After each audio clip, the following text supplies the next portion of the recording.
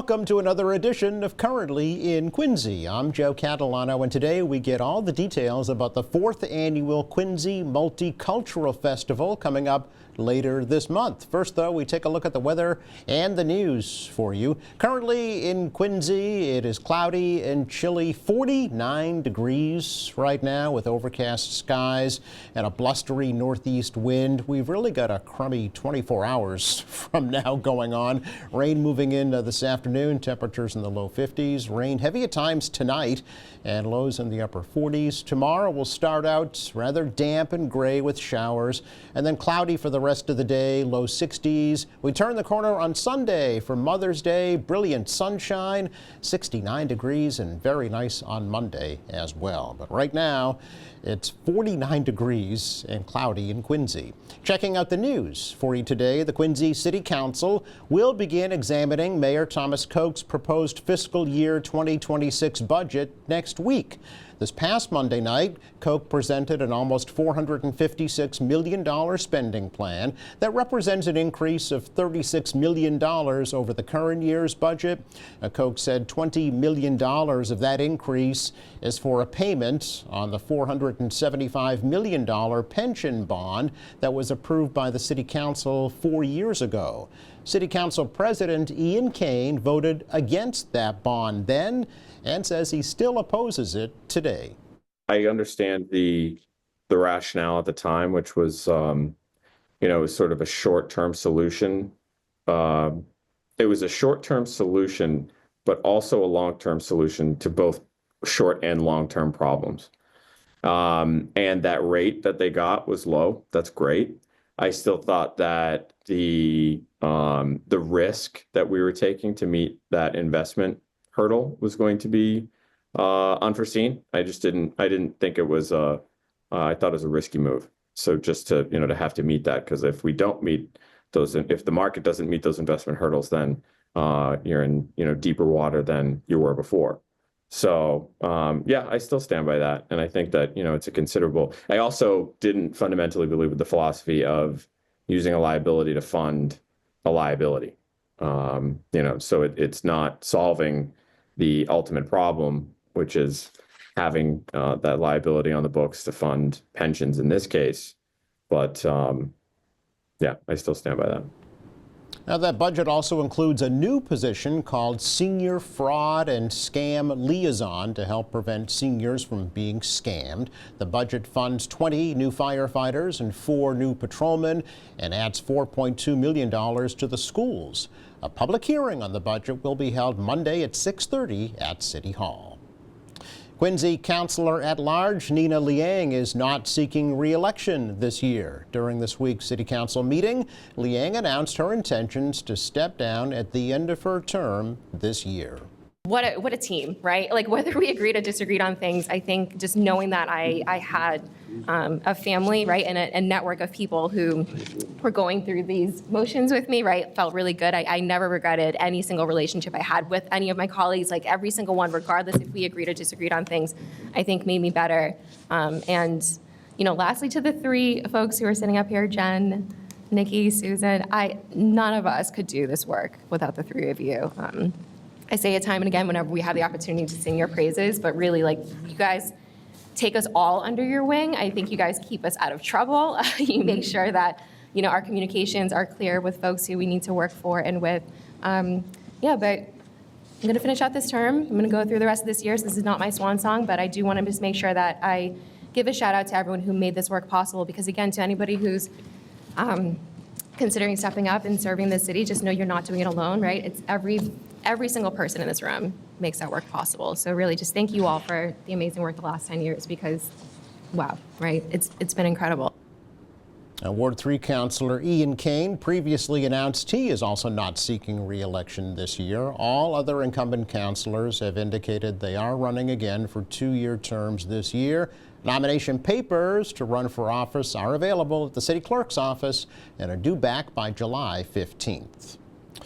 Well, the new Quincy Animal Care Center officially opens tomorrow. The new $28 million, almost 14,000 square foot center up on Quarry Street will be home to the volunteer Quincy Animal Shelter, along with the Quincy Animal Control Office and the Quincy Police Canine Unit. Now, the new center includes a full surgical suite for veterinary services, professional laundry facilities. There's a full-scale pet grooming center, separate locations for pet adoption procedures. There's a community meeting room, outdoor pet play areas, and a rooftop park. Now, the center will also offer animal enrichment programs and a pet food donation initiative to assist families in need. A private ceremony was held Wednesday evening for volunteers and city officials, and a grand opening will be held tomorrow from 11 a.m. to 3 p.m. The public is welcome to tour the new facility. The new center is located near the Quincy Dog Park. The animal shelter has been operating at a temporary location on East Squantum Street for the past 2 years after being forced out of their Broad Street location to make way for the new public safety complex. Quincy Mayor Thomas Koch recently provided an update on plans for 2 new residential buildings with new restaurants and retail space on Hancock Street in Quincy Center.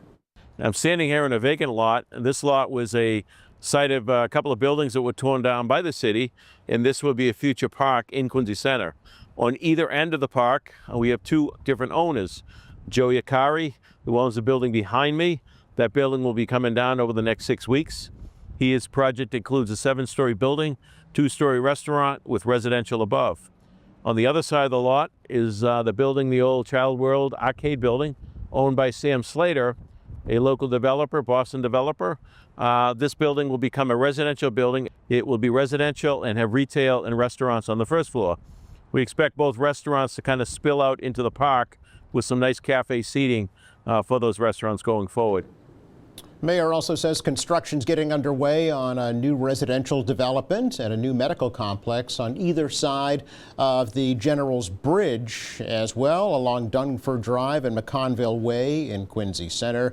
2 new parking garages will also be part of those new developments. Well, the wet weather didn't dampen the spirits of the over 600 people who participated in Interfaith Social Services' recent 51st annual Stop the Stigma 5K in Quincy. Runners and walkers braved the rain back on April 26th, raised over $150,000 for Interfaith's New Directions Counseling Center. Each year, that event is held to help pay for mental health counseling and addiction treatment programs for the uninsured or underinsured at the counseling center. The event was changed from the South Shore Walk to Stop the Stigma several years ago to encourage people to talk about their struggles with mental health issues and remove the stigma and barriers associated with mental health counseling and addiction. The first 4 counseling sessions at New Directions are free. Many participants in Stop the Stigma run or walk to support families and friends or to highlight their own journey of mental health or addiction treatments. Well, finally, the 4th annual Quincy Multicultural Festival is coming up at Pageant Field May 17th this year. Organizer Mahalia Russo joined me earlier this week with all the details.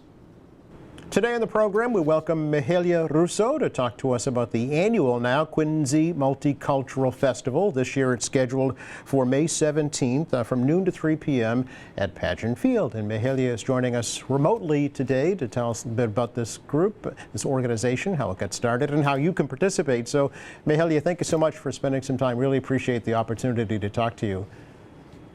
Hi, everyone. Hi, Joe. Thank you for having me here. I'm excited to joining you again this year, and thank you for inviting us every year and helping spreading the word about the festival. Yeah, we're happy to do it. And it's now, how many years for the festival? How did it all get started? So this is our 4th year, and we are really excited about that. And this all started from a need to find a sense of belonging, a sense of community. When I moved here from Italy almost 7 years ago now, I really miss that sense of belonging, sense of community. And with another mom, she was saying we had this idea to kind of find a way, a space, something to get people together, the community together, and get to know each other and celebrate and talk. And this is how this came out. Yeah, it's interesting. It started, as you say, 4 years ago. It was kind of, as the pandemic was still going on, right? And people were kind of clamoring for a way to find some way to get together. Yes. We wanted to find this space where everyone feels seen, heard, valued, like a safe community space. I think it was really important for everyone to just get together and spend time with our neighbors, friends, other families from schools, just to get to know each other and build a stronger and better community, because the community is made of us, everyone who lives in it. Yeah, and do you think, Mahalia, it's been successful? Do you think you've achieved the goal that you set out to do? I think so. We are on our 4th year, and the response for the community is always amazing. When we first started, we did not expect to be such a success. The first year we expected 200 people maybe will show up at the festival. We started, I think, with 12 different countries, tables, just a few community partners. We were not a not-profit at the moment, so we kind of put everything together with our own funds, our own resources, and Quincy Public School always has been a great support and partner. So when we first brought this to them, they loved the idea, they supported us, and they really wanted to partner with us. And that first year we had, I think, over the 4th hour, no, first year was 2 hours. We had, I think, over 800 people attending. And it was amazing, unexpected. And that showed us that the community really wants this. The community loved this. The community needed a space where everyone can get together and just celebrate. And this is a completely free event. All the activities that we offer for kids are free, and I think that's really great. Yeah, as I recall, the first couple of years it was down at 4 Riverfield, is that right, down in Quincy Points? Yes, in 2023, yes, because of construction going on at Pageant Field. Right, but this year the field is done. It should be a beautiful venue. Tell us a little bit about what will be happening at this year's festival. Who will be there? What will be happening, and how do folks participate? I hope everyone, the whole city will be there. So I invite everyone to join us. We have lots of community organizations joining us, businesses, families hosting tables. We will have food trucks, free activities for the kids, like face painting, balloon. We will have an artist who will do these balloon sculptures, henna. And of course, the families will be hosting cultural table, and that's really great. We will have performances again, food trucks, and something new to this year, we will have a few small local vendors. We are starting small. We have just, I think, 5 or 6, five vendors, and also what they are selling is also connected to the festival with the goal, and it's culturally, so it's exciting. And of course, the kids will have their passports. When they're gonna arrive at the festival, everyone will receive their passport. They can go around and travel around the world. We will have, during the festival, a raffle. We will give up to 10 or 15 prizes. We'll see this year. And it's nice. Yes. So you mentioned that previously you had about 12 countries represented. Do you know about how many countries will be represented this year? So this year, as confirmed, we have 24. Really? And we're still waiting for a few of them. Yes, yes, yes. Really? Yes. Any new ones that you weren't familiar with that are going to be appearing this year? Yes, I'm really excited about Japan. We Really? will have Japan this year. Let's see. Sorry. We'll have Japan. Nepal is new also this year. Norway probably. Romania. So, and these are all cultures that are represented from the Quincy community, or Yes, yes. Okay. Yeah, everyone is from the Quincy community, yes. So they are all our neighbors or friends or co-workers, or it's great, yes. Yeah, and now you also mentioned that you're now a 501c3, right? Not a nonprofit organization. Yes, we became a nonprofit organization in, I think, 2022. Mm-hmm. And that gave us the opportunity to fundraise and help support our families, because we want to make sure we keep this festival free and open to everyone. And we like to support our families that are hosting table, like a thank you gift to them, to make sure everyone is able to participate. And Yeah, now I think it's important to point out, you know, you're being very humble about this, but really, you are the organizer. You are the coordinator. I mean, you're kind of doing this single-handedly now, right? Kind of. I do have help. I do have some help, but yes.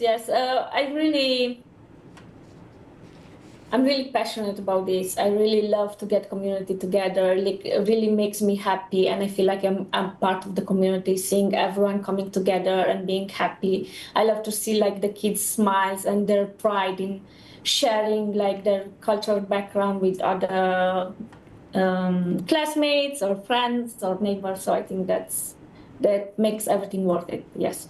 I do have a great support from Quincy Public Schools. They are partnering with us every year, and that's a huge support. Of course, Mayor Tom Cook and his office is always very helpful. The park departments, especially Paul Doherty, is always very helpful. And from Quincy Public School, the leadership team, especially Superintendent Kevin Mulvey, Erin Perkins, Maura Papil, Mike Dracchio, and Kevin Segala, they are very supporting and helping a lot. So I think without any of them, this will not happen. Sure, but why is it so important to you, Mahalia? I mean, this is obviously a passion of yours, because you have a full-time job. You're Yes. also heavily involved in the 9 to PTO. 5. So yeah, I know. So why dedicate so much of your effort to this cause? Why is it so important to you? I don't think so. I think when I moved here, the cultural shock was strong. In Italy, I live in a small city where everyone knows everyone. I really like to go outside and I see everyone that I know and like just talk. Hey, how are you? How is your day going? Let's grab a coffee. And I really miss that. And then COVID hit, of course. I did not know anyone in the city. I just moved. And I really felt really alone. So I just wanted to feel like a sense of belonging and community. And then talking with other parents at school or people in the city, I found out there are so many of us that have the same feeling. So I think that's, and of course, seeing we started with her, she has done it with me for 2 years, and that was a great help. Of course, she's still helping. She will be there that day, so stop by and say hi. And we have a small team, but everyone is kind of helping in every way they can. Sure. Everyone has Sure. work, life, family. So is that how you kind of reach out to these different groups, Mahalia? Is through the schools, through the PTO? Yes, kind of. Definitely helps that I'm the Wollaston PTO president now for 3 years, I think. And that helped me kind of get to know the Wollaston community, and through that and going outside in Quincy. But I really love the city of Quincy because there are always like good community events, so you can just go there and meet like neighbors and talk with them. I think the important thing is just to talk with people. That's why I'm saying sometimes it requires a lot of time, because the only way this works if the family sign up to host tables. So I'm very grateful to them, but that means you will have to take the time to talk with them, to answer the questions, to help them. So it's great. You get to connect with people on different levels. So that's very fulfilling. Yeah. Sure, sure. Now that day, again, it's May 17th, noon to 3 up at Pageant Field. So people can park there and just walk up, or how does it actually going to work?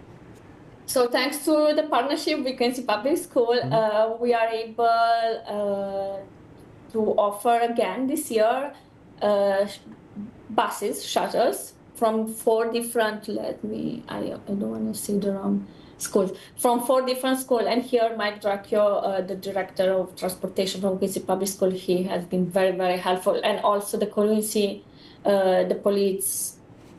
Quincy Police Department, James Flaherty, he has been very helpful, and I'm really grateful for them. So we will have buses going from Wollaston and North Quincy High School, and Wollaston Elementary School, North Quincy High School, Clifford Marshall School, and Snug Harbor Elementary School. Oh, So okay. we will have different buses. They are going back, and they are going to circle around all day, and that hopefully will be easier with finding the parking. All these schools have great big parkings, so people can just drop their car there, jump on a bus, come to the festival, just have some fun, then go back on the bus and go down. Of course, near the pageant field, there's a lot of parking spaces around, and I don't think there's no an event at the stadium that usually gets it crowded. But we will have Quincy Police Department there to kind of help with traffic and safety and everything. So thanks to them. Okay, that's great. Yeah, that's a great feature for sure. And the buses are free, is that right? Yes, free. Okay, and Yes. no admission for the festival, so is No. there a cost for the food, I'm assuming? Yes, there's a cost for the food, but all vendors have like affordable options. Sure, sure. Yes. Now, do you need help, Mahalia? Are there volunteer opportunities with the Yes. Multicultural Festival? Yes. I would love like even having 50 or 60 high school volunteers. That will be great. We had last year a great number of high school volunteers, so that was great. They help all morning and during the event. They help in the morning with the setup and everything, and they help the families kind of find their tables, set up, and during the event, we had a high school volunteer assigned to each table, so that way the host, the family, since most of them have kids, they can just go around, also take a break and see what's around, and that was very helpful. And the students will get community hours, and that's a great opportunity to get that. Thanks to our donors and supporters, we are able to offer a breakfast and a light lunch to all the volunteers and all the families who are hosting tables, and the kids will get some Dunkin' Donuts gift cards because. Do you find that there's a problem with language barrier? Do you need translators, or are folks mostly multilingual? I'm curious about that. Yeah, this is a great question. It's interesting because a lot of them are multi-language, and that's fascinating. And if we have someone that doesn't speak English, or like they have a language barrier, we always have some volunteers that is willing to jump in and kind of help and translate and everything. Yes. Sure. Now, I know this is the main event, right, for the Multicultural Festival. Are there other events throughout the year in Quincy that you maybe hope to do at some point? Right now, no, but yes, the goal is slowly to kind of branch out, let's Yeah. say. And try to do some small programs in schools or stuff like that, always with this goal and focus, like celebrate the community, celebrate different tradition, and share music, food, art, and tradition. I really like, because now I think most of the schools in Quincy have their own small multicultural festival. So that's great. That's great, and it's nice to see. Sure, sure. I have to ask, is it rain or shine, Mahalia?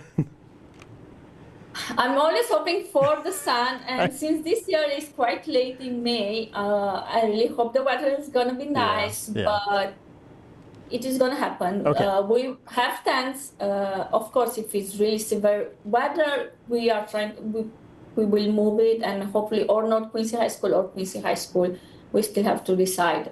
So the event is going to happen. Okay, we'll just leave it at that. They can reach out to you We'll make it happen. through email, through the website, or just stop by the festival, right? Yes, last year we created our website. I'm very proud of that, and it's www. I don't think we have to say that anymore. I don't know. I'm still old school.